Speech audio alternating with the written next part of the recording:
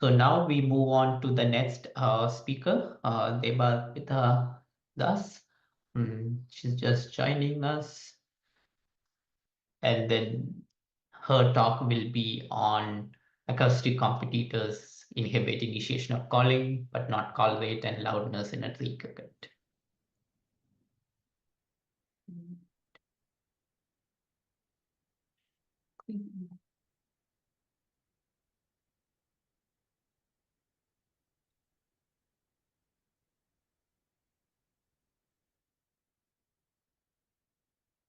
Today, I'm going to talk to you about an interesting tree cricket behavior in the context of male male competition.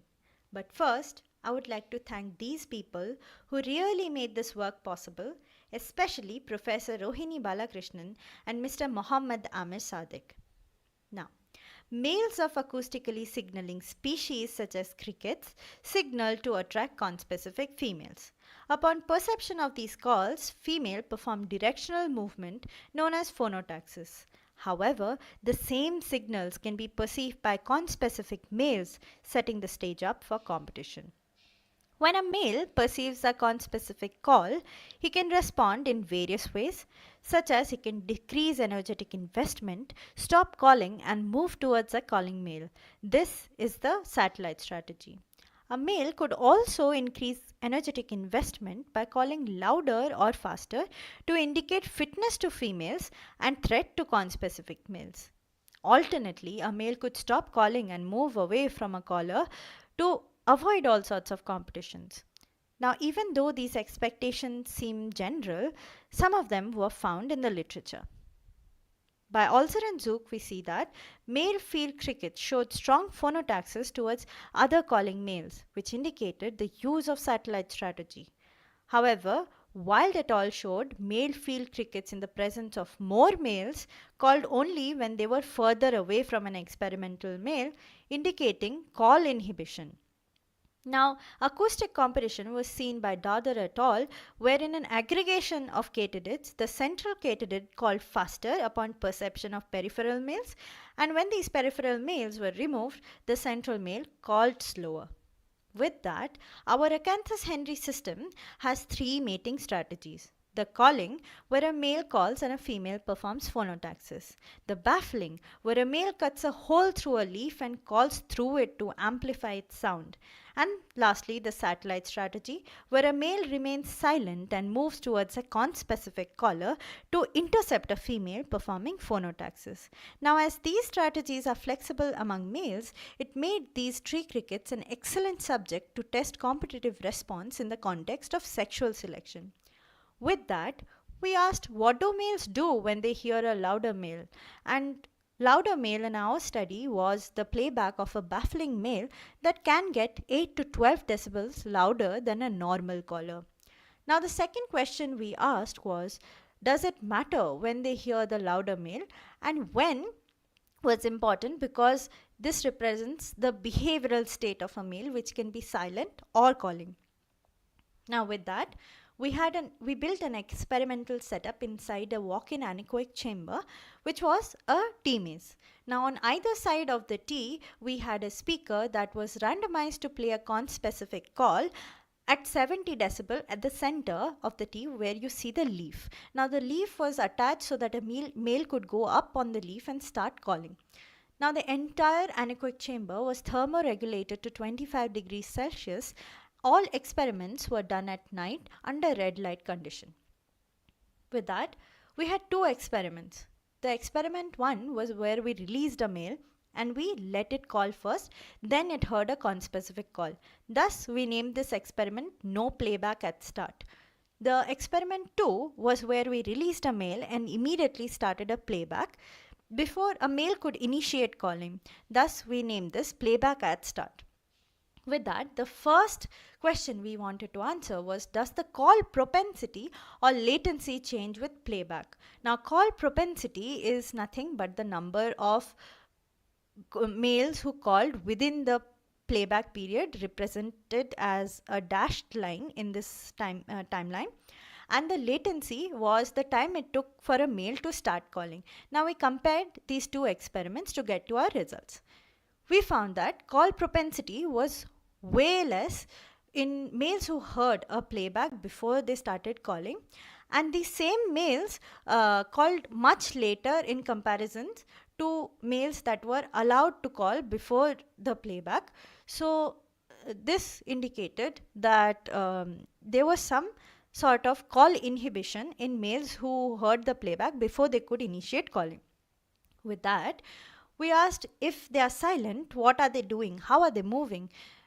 So we looked at movement during playback, as again the playback period is indicated with dashed line, and we saw very interestingly that these males were moving more. Not just that, they were moving towards the speaker, which was very interesting. Now, we could say from this that males who heard the playback before they called themselves moved more, and they moved more towards the speaker. So after this, we wanted to see whether there was acoustic competition. So we tested acoustic competition using sound pressure level, a proxy for loudness, chirp rate, a proxy for how fast it called, and calling effort. Now with that, we had the experiment one where we released a male and gave it 20 minutes to start calling. Now let's say our male starts calling at 5 minutes. We gave it 10 more minutes to keep calling. So within this 10 minutes of a male's calling, at 5-minute point, we measured the sound pressure level and the chirp rate, and the next 5 minutes we measured the calling effort.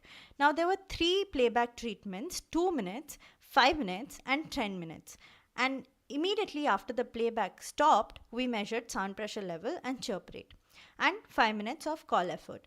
Now for the control, we did the exact same thing, except we did not have a playback at all. Now from this, we can say that sound pressure level did not change as a response to playback or as a function of time. However, the chirp rate changed as a function of time. So that meant the longer the crickets called, the faster they chirped. And the calling effort also did not change in response to playback or with time. Now from this whole study, we can say that many studies actually have explored the response of conspecific calls. However, none have focused on behavioral state dependent responses, which we focused on in this study. Now, a quick summary of what we found was time of playback affected calling propensity and the calling latency. Now, the latency to call increased when males heard a louder conspecific call before they started calling, and during this time when they were silent, they performed directional movement towards the playback, which could indicate satellite strategy, but we cannot rule out aggression. Thus, it mattered when a male heard a call, but we did not find any signs of energetic investment as a response to playback and any signs of competition using sound pressure level, chirp rate, and calling effort. However, I have to highlight that chirp rate increased as a function of time.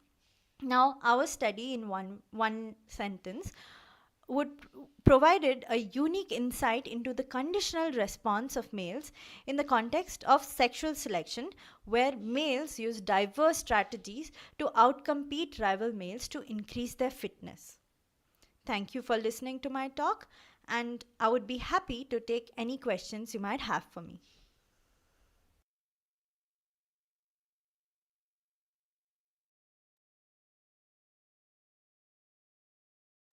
Thank you, Debarpita. I think you are available to answer questions. I can see that there are already a few on the YouTube chat, so I can start with them. So the first question is from David. He asks, the cutting of holes in the leaf to adjust the sound is amazing. Do the crickets show any other behaviors that modulate the sound? I mean, in these tree crickets, that's the only modulation of sound that we see. But in field crickets, we know that they use their burrows as a system to amplify their sound. Okay, great. I guess while we are waiting for some more questions, I can ask some on my own. Or maybe there's one by David. Does the amplified call make them any more vulnerable to predation? They should be, right? I think there was some study which looked at this, but they did not find that predation was a factor. That means they were not so vulnerable, but ideally they should be vulnerable because they're loud. Okay, so I guess I can ask a few. So I'm wondering about the two results that you mentioned. On the one hand, you say that they do move towards the collar. So it seems that there is some sort of behavioral response in terms of, like you mentioned, either they're showing aggression or they're using the satellite behavior. But on the other hand, there is no difference in how their on calls change, right? How do you reconcile these two? Is it that they just that just the movement is sufficient for them to respond, or is there some part of the sound feature that you're missing which might have been modulated in response to the playback? So we tested only for sound pressure level and chirp rate and call effort. However, there could be other call characteristics that we did not measure, which could change, right? But with these three call characteristics, we did not see any change. And with the movement that you mentioned, we are speculating that it is the use of satellite strategy, but we cannot say whether it's satellite strategy or not. Thank you. Just related to that, do you have an idea of how prevalent these different strategies are amongst the population? Like, and if there are some individuals which entirely focus on using one, or if they tend to use a mix of whatever seems best given the context. So, again, highlighting the baffling strategy, this study was done where they found that only 5% of males use baffling. And I think a recent study shows that baffling does not have, uh, how do you say, the mating success. It does not have higher mating success. And maybe that's why they are not using baffling as a strategy more often. Okay. Okay. Thank you.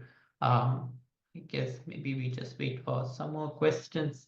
Um, so I might have missed this, but when you do the playback, do you have different time durations of these playbacks? And if you did, or if you not, do you expect that making the playback last longer, with that affect their call propensity or latency more?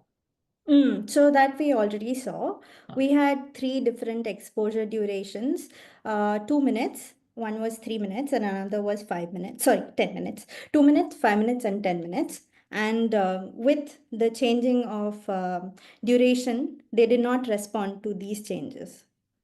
Okay, so it seems to be just a one or zero thing, like some sort of threshold. Okay. Yeah. Um, Great. I think maybe I don't have any more questions in the chat. So if you have any more questions to Debarpita, you can contact her on Discord. She'd be happy to answer questions. Maybe then we uh, wrap up the talk early. Maybe little more time for poster session.